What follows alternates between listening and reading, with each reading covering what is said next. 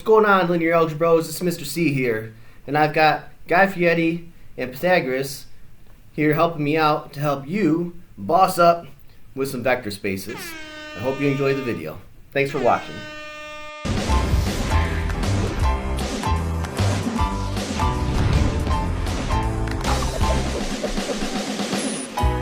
Alright, we're ready to rock and roll. So in this video, what I'm going to introduce to you guys are the 10 vector space axioms that are required to be demonstrated to hold true when you're working with a set of objects and a prescribed rule for addition and scalar multiplication in order to establish whether or not those objects can be classified as vectors, and if so, then the entire set of objects can be classified as a real vector space. You're messing with my emotions. Alright, let's boss up with the definition here with some 10 parts to it. Okay, so definition. If the following axioms are satisfied for all objects u, v, w in V, okay, so that's using vector notation, but I do want to let you know that when we're doing an actual problem with this, vector notation might be used. However, we might eventually find out that this set of objects is not a vector space. Unfortunately, it's a huge scam. At any rate, we're also going to select two scalars, which are assumed to be real numbers. So all scalars k and m, then we call V a vector space, as well as the objects in V vectors. Alright, so before we begin, I got a great one for you. what I'd like to do is draw a couple of blobs over in this space here. These are just abstract representations of the different types of objects that we're going to be working with. The bigger blob here is going to be the set V, and the smaller blob is going to be the set of all real numbers, and that's where we're going to get our scalars from. So what I like to do is I just like to plot a few points just as representations of the different objects. So they mentioned u, v, and w, so I'm going to jot down a point for u, a point for v, and a point for w.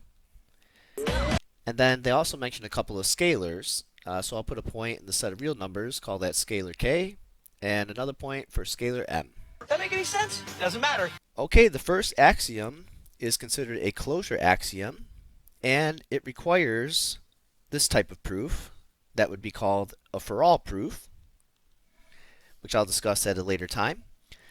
It says the following: if u and v are objects in the set V, then when I combine them with the prescribed operation of addition, u plus v has to also belong in that set V. So when you combine two objects from V through addition, you should end up with another object that is still contained within the set V. That's why it's called the closure axiom. So I'm going to put another point in here. I'll call that the object u plus v. Alright, continuing on to Axiom 2. This is another one of those for all type proofs that's required. But probably no surprises with this one. If I add the objects u and v in this order, I should get the same object as if I were to switch the order of the addition. That's the commutative property for addition in disguise. Alright, the third axiom requires another for all proof. And this is basically the associative property that we're familiar with regular arithmetic or regular algebra. It says if I want to combine three objects from the set V, one route I can take is to first add v and w together and then bring in the vector u. Or alternatively, I can combine u and v together and then bring in the vector w. Okay, so that's the associative property for addition. That just doesn't look right. Axiom 4 is going to speak to a zero element in the set of objects V. It says there is an object 0 in the set V called the zero vector for that set, such that, and here we go, we're going to jot this down, 0 plus u is equal to u, and I'm going to tack on to this that u plus 0 is also equal to u. And this is supposed to happen for all objects u in the set V. Okay, so basically the set V has a zero vector. Oh, that's awesome. What is that? Put that in the set V.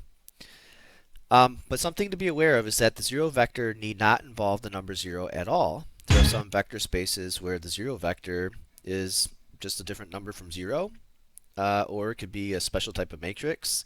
So it really just has to behave like 0.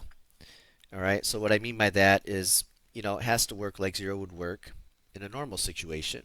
If I add 0 to an object, it doesn't change it, and so on and so forth. What's interesting about this axiom is that it's a combined type of proof that's required. You would first start by forming a there exists proof, followed up by a for all proof. So there's a combination of the two different types of proofs that we work with for this axiom. That's outstanding. And the same thing is going to go for axiom 5, but the order in which the type of proof is presented is reversed. So what I mean by that is you would start with the for all proof and then follow up with the there exists proof. So let's see what this axiom is all about. It says for each object u in V, there is an object which we'll call negative u in the set V as well. So that's important. It has to come from the set V. And it's known as the negative of u. And this has to behave like any ordinary negative object would. So what I mean by that is if I take the regular version of u and I add it to the opposite or the negative of u, we should end up with the 0 vector. Okay, emphasis on the 0 vector. Likewise, if we took negative u and added it to ordinary u, we should come up with the 0 vector as well. And that's probably no surprises there, as we can assume that addition is commutative, so we can reverse the order of addition to get the same object. This also allows us to insert another object in the set V. We'll call this negative u. But do be aware that the negative of V also exists in here, and so does the negative of W, since we're working with these objects in a generic sense. Alright, so axioms 1 through 5 deal with the operation of addition. The remaining axioms are going to deal with the operation of scalar multiplication. So let's start with axiom 6. Axiom 6 is also considered a closure axiom, but instead of being closed under addition, we want it to be closed under scalar multiplication. So let's see how this starts out. And by the way, this would be another for all type proof. And actually, the remaining axioms would also be for all type proofs. Okay, if k is any scalar and u is any object in V, then we want to make sure that this happens. If we take the scalar k and scalar multiply it to the vector u, then that's going to remain in the set V as well.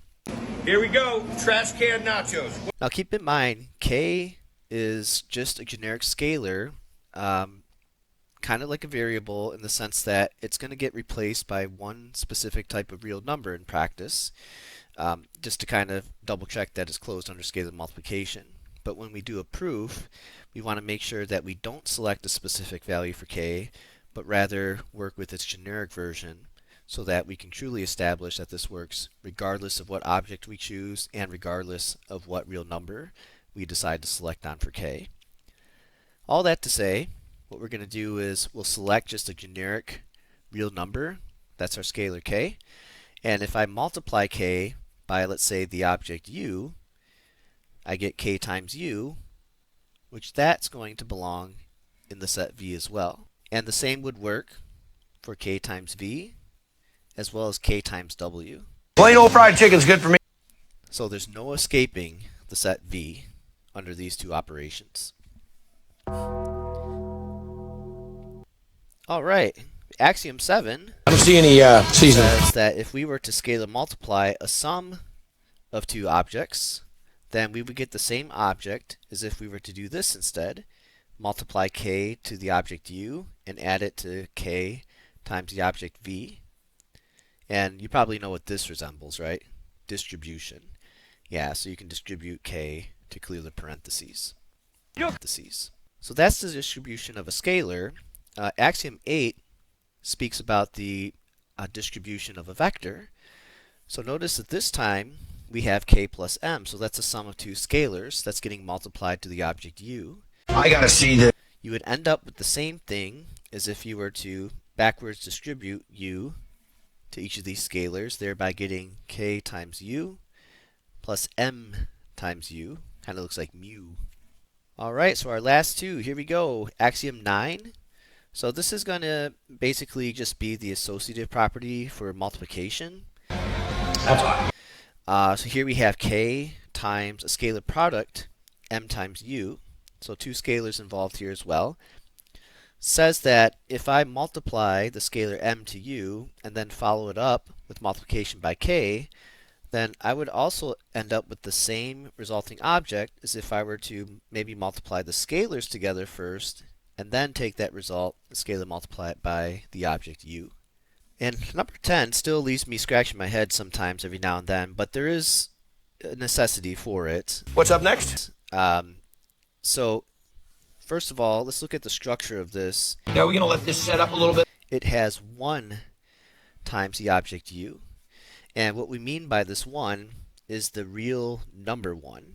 So case in point, if I go back up to the real number set here, one object in there, of course, is, the standard unit for multiplication in the real number system. And that's the number 1. Okay, that's the multiplicative identity for the real numbers. And it says that, axiom 10, that is, when I multiply 1 to the object u, then the final result should still be the object u. And it seems a little obvious, but there are some funky ways of doing addition for these objects, in which case 1 times u does not give you u. So in order for a set of objects to be considered a vector space, this is one of the required axioms that you're required to demonstrate it to be true.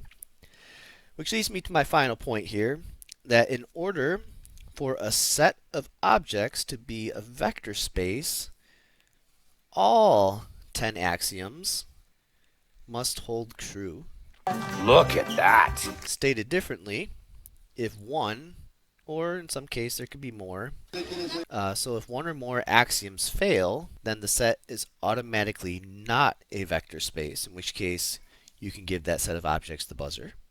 Oh, sorry. Alright, Linear Algebros, I hope you got a lot out of this video. As always, thank you for your support. Let me know if you have any questions in the meantime. Otherwise, keep bossing up, and I'll see you in the next one. Thanks for watching. So what do you get when the mayor of Flavortown hangs out with the cool kids from Motor City? Sometimes you gotta close the door to open a window.